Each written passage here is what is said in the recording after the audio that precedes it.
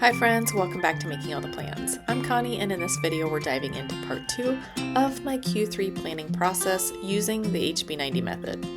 In part 1, we walked through my Q2 review and did some reflection and prep work for the quarter. If you haven't watched that yet, I'll link it in the description. Definitely check that out first. This video is all about setting goals for Q3. I'll share my top 3 goals, how I broke them into actionable projects, and how I made sure everything fits into the time I actually have over the next 90 days. So let's get into it. Just like in the previous quarters, I started by asking myself what's working right now, what's not working, and what routines and habits need to be in place to support the progress I want to see in the next 90 days. I used the vision work and ideal day I talked about in part 1 as a guide. I also looked at how much time I actually have, not just what I wish I had. And just like in part 1, I want to mention Sarah is not running the HB90 course this quarter, but I'll link some resources down below if you want to check it out or you want to try it on your own. It's still a great time to jump in and get started.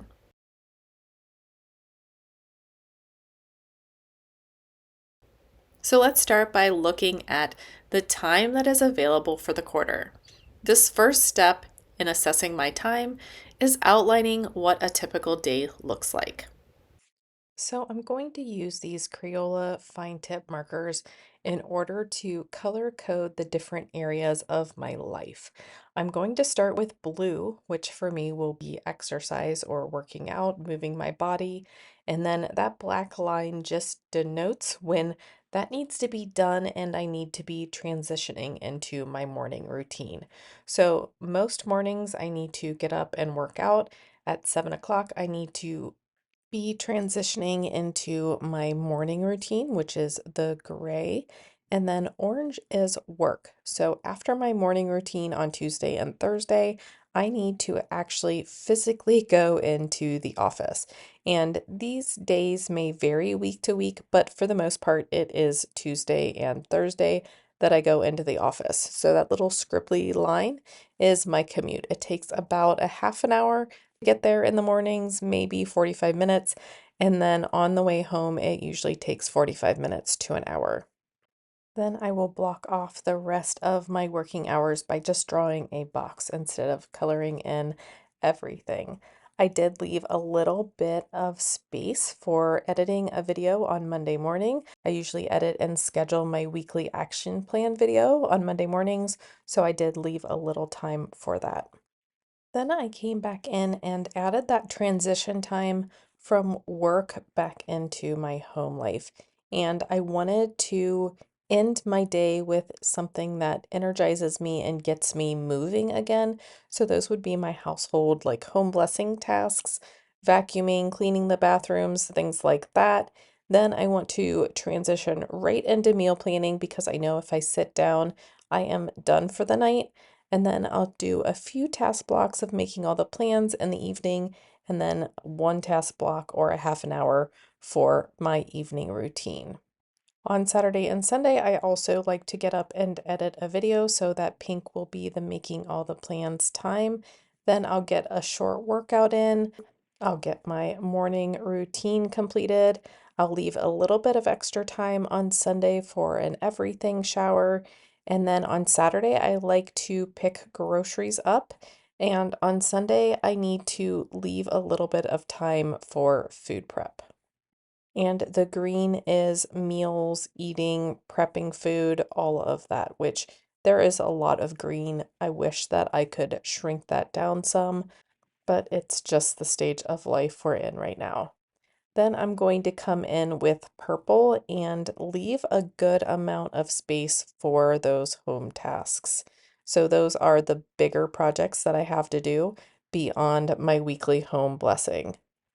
I do want to leave a little bit of free time on the weekends for either time that I need to do other things, do things with the kids, or actually rest a little bit. And my weekends are very flexible. If I get ahead on videos during the week, I do less making all the plans.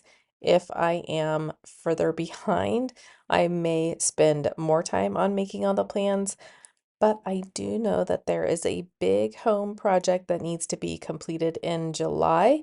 So we just need to account for that in the flexible schedule.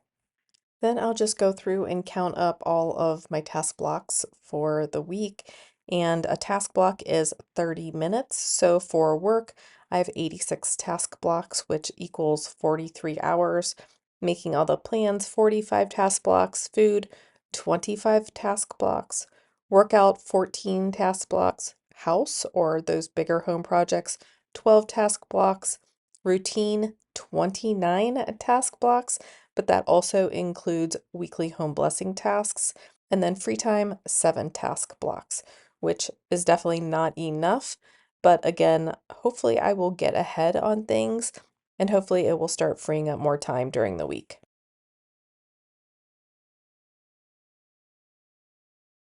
Once I have that mapped out, I compare it to my actual time commitments. This gives me a realistic estimate of how much time I truly have available each day, week, and month of the quarter. So, my plan is to figure out how many task blocks I have for making all the plans, which are pink, and those bigger home projects that are purple. So as I do this exercise, I have my Google Calendar open to the side, and I am just looking to see, to start, which weekends we have free. And we only have one weekend free in July. August looks a little bit better. September is okay. But this has already changed a little bit, and I need to be aware of that as I am working through my tasks and my projects. But given that I only have 12 task blocks for July for home projects, that means that not much is going to get done in those 6 hours. So I really need to A, be aware and guard that time that I do have on the schedule, and B, carve out other times during the week where possible. And that could include taking time off of my full-time job in order to get those things done. But I may also need my husband to schedule some time off as well. So we will have to do a little bit of coordination there. Then I'm coming back in with my pink marker to mark the times that I have for making all the plans. And I already know that this will change wildly. I know that I am traveling in September for work, and that will wipe out an entire week from this planner. And then I'm pretty sure I will have to travel to Cleveland at least once during this quarter. And when I did this, I did not have the boys' soccer schedule yet. I have taken my daughter's schedule into account, but not my son's. So all of this will have to be modified. So I am going to just loosely tape this into my HB90 notebook. And then if I need to change it dramatically, I can just pull these pages out and print a new one. And lastly, before I put this in my HB90 notebook, I will write totals for each of the weeks. But again, I know that this will change. It is just giving me a sense of how much time or lack of time there is this quarter. This is also a good place to pause and mention that once I do get this all laid out, I don't break my tasks down until the end of the month for the upcoming month because I know that the time will be different, my commitments will be different, and I don't like to write out all of my tasks for the entire quarter when I know that I'm going to have to do some shuffling throughout the quarter. So that is just something to keep in the back of your head as you are planning out your quarter. How drastically will this schedule change from now until the beginning of August or now until the beginning of September? And then that can impact whether you're going to lay out your entire quarter now or if you need to break those tasks down each month instead.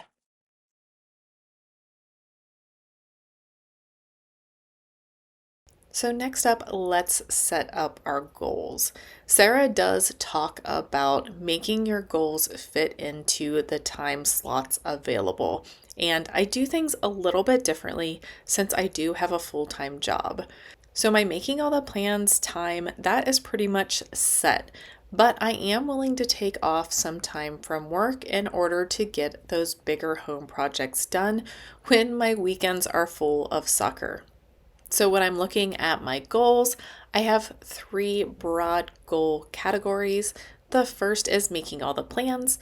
The second is a personal goal. And the third is a home goal. So when I'm looking at the time available, my home goal is the only one that I allow to go longer than the time that is available. So the purple time that I defined as being available for home projects, if I need to go over that time, I will take time off of my full-time job in order to get those tasks done. My home needs to take some more priority, and it's hard to find big chunks of time when the kids are in the middle of soccer season pretty much all year around. So let's dive into the specific goals.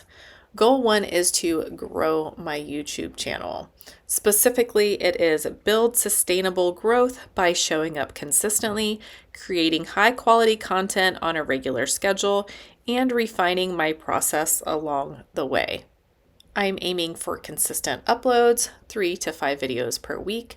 I also want to increase engagement and build community. And of course, I've got my good, better, best goals mapped out again, and they need to be tweaked just a little bit since my numbers and stats are a little bit different than I was expecting, but I'm looking to grow my subscribers by 10, 15, or 20% respectively.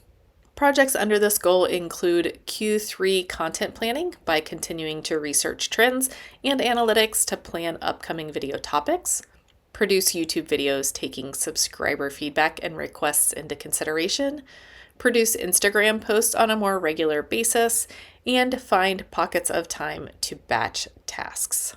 And in the third video of this series, we will talk about breaking these projects into the individual tasks. My goal 2 always focuses on my personal health or balance, and this is more about lifestyle and feeling good in my body and routines. So this quarter's goal for my health and my personal self is establish healthy, consistent routines that support long-term wellness by eating out less, making intentional food choices, and building simple daily habits with the aim of losing 20 pounds before senior night. And again, I have set up good, better, best goals for the following my AM routine, exercising and closing my Apple rings, meal planning, limiting lunch and dinners out, following my PM routine, and weight loss. Projects under this goal include weekly meal plan and meal prep, incorporating workout planning into my Sunday reset, and tracking progress regularly on goals. This isn't about being perfect, it's about building consistency and feeling better day by day. And my third goal always focuses on the home, and this particular quarter, at least January, specifically focuses on the basement. So the goal is to create a consistent routine to tackle home projects, starting with the basement by dedicating focus time each week to declutter, clean, and make visible progress so the space is usable, calm, and aligned with how I want my home to function. The basement needs to be prepped for the renovation by mid-August. So my good, better, best goal for this quarter is to invest time in decluttering, cleaning, donating, all of those things. And my good, better, best goals are 1 hour, 2 hours, and then 3 to 4 hours. The projects that fall under this goal include renting a dumpster and scheduling pickup, sorting and purging, taking donations, trash, and returns out of the house, zone cleaning and organizing. I have broken the basement into 11 zones, so each one of those zones needs to be cleaned, organized, declutter, etc. and then the final setup for renovation prep. So this will take us through July and half of August. And then in August and September, I'm hoping to finish up those exterior projects around the house. But if you flip back and look at the time, you'll see that there is not enough time to get all of the basement completed during July, given the other things that are going on in our lives. So that is when I will take a couple days off of work to really dive into the project and rent a dumpster and all of those things. But looking at this plan, I know that I'm going to have to do that now, and I'll be able to plan that in when it suits my work schedule best.